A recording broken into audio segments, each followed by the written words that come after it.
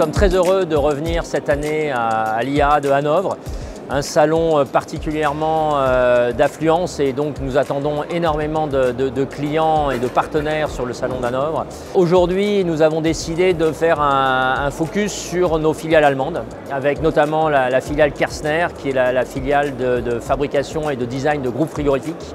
Donc nous avons mis en avant les produits vannes, fourgons de la marque Kersner, ainsi que Lamberet Deutschland. Nous présentons sur ce salon de l'IAA l'évolution de nos gammes de transformation véhicules frigorifiques sur base véhicules électriques. Donc, dans la continuité de développement, nous avons ici présenté le Vito dans sa version électrique avec le groupe Cooljet E106 qui garde les mêmes caractéristiques et les mêmes niveaux de performance, à savoir un très faible niveau de consommation électrique. Donc, sur ce véhicule en particulier, nous avons ajouté une batterie additionnelle qui permet, lorsque le moteur du véhicule est éteint, d'avoir une autonomie d'environ 2 heures. La batterie se recharge en roulant avec le véhicule. Lamberet est orienté aujourd'hui vers une feuille de route pour les 10 prochaines années qui tournera autour d'un certain nombre d'axes très importants pour nous et qui répondront aux défis climatiques qui sont devant nous et qui sont déjà présents sur la scène internationale. Le premier axe important pour nous, c'est d'améliorer l'isothermie de nos véhicules, donc travailler avec des matériaux innovants, travailler avec des matériaux éco-responsables. Donc nous sommes ici avec le dernier né des véhicules de la famille des transformations Kersner, donc avec le Ford Custom, donc qui est effectivement sur la base 100% polyuréthane, avec une isolation renforcée et un équipement, donc groupe 100% électrique, Cooljet 106, avec toujours les mêmes niveaux de performance, basse consommation électrique, ce qui permet d'être connecté directement avec l'alimentation 12 volts du véhicule. Donc ce véhicule a la particularité d'être une plateforme commune entre les constructeurs Ford et Volkswagen et il est présenté en avant-première sur l'IAA sous le nom de Volkswagen Transformer T7 et donc vous avez la possibilité de le voir sur le salon dans sa version full électrique avec cette même transformation, isolation intégrée Kersner et groupe Cooljet 106 full électrique.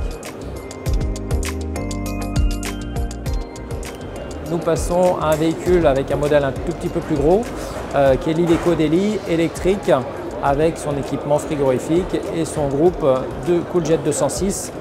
On profite à plein de la disponibilité de la prise IPTO bas voltage 12 volts pour venir brancher le groupe Cooljet 206 qui est le grand frère de la version Cooljet 106. Donc il y a plus de performance frigorifique mais toujours avec une très faible consommation, ce qui nous permet effectivement de pouvoir nous brancher sur la IPTO bas voltage et donc de pouvoir garantir un niveau de performance et une continuité de fonctionnement avec une alimentation sur la batterie principale de traction du véhicule.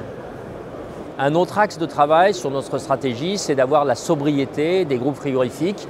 Donc évidemment, moins de consommation est extrêmement important pour le groupe Lamberet. Dans la gamme des véhicules industriels, nous présentons sur base châssis MAN 18 tonnes un porteur typique de distribution en version vraiment allemande, c'est-à-dire une ouverture arrière triple battant pour la distribution et un aménagement intérieur double compartiment avec une cloison longitudinale, 2 tiers pour le stockage des rôles et 1 tiers pour la partie congélation.